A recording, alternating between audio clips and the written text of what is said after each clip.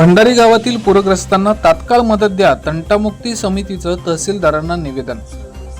अरुणावतीच्या पुरामुळे शेती, घर व मालमत्तेचं मोठं नुकसान झालं। पंचनामे करून त्वरित नुकसान भरपाईची मागणी करण्यात आली। आर्णी तालुक्यातील भंडारी गावातील अरुणावती नदीला आलेल्या पुरामुळे नदीकाठावरील तसेच नाल्या काठावरील शेतकऱ्यांच्या शेतीचं मोठ्या प्रमाणात नुकसान झालंय। पुराचं पाणी गावात शिरल्यानं अनेक नागरिकांच्या घरांमध्ये पाणी शिरून घरगुती साहित्य, धान्य, जीवनावश्यक वस्तू तसेच इतर मालमत्तेचंही मोठं नुकसान झालंय। त्यामुळे शेतकरी आणि ग्रामस्थांसमोर आर्थिक संकट उभं ठाकलंय।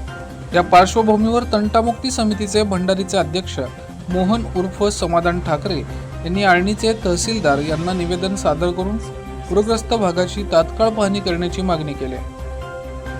तसेच झालेल्या नुकसानीचे त्वरित पंचनामे करून शासनाच्या नियमानुसार नुकसान भरपाई व आर्थिक मदत मंजूर करण्यात यावी अशी मागणी निवेदनाद्वारे करण्यात आली।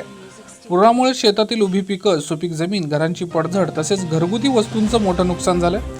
अनेक कुटुंबावर आर्थिक संकट ओढावले। त्यामुळे प्रशासनानं कोणताही विलंब न करता पूरग्रस्त भागांची पाहणी करून आवश्यक कार्यवाही करावी व शासनाच्या विविध योजनांतर्गत पूरग्रस्त शेतकरी व नागरिकांना तातडीनं आर्थिक मदत करून उपलब्ध करावी अशी मागणी गावकऱ्यांकडून करण्यात येते आहे।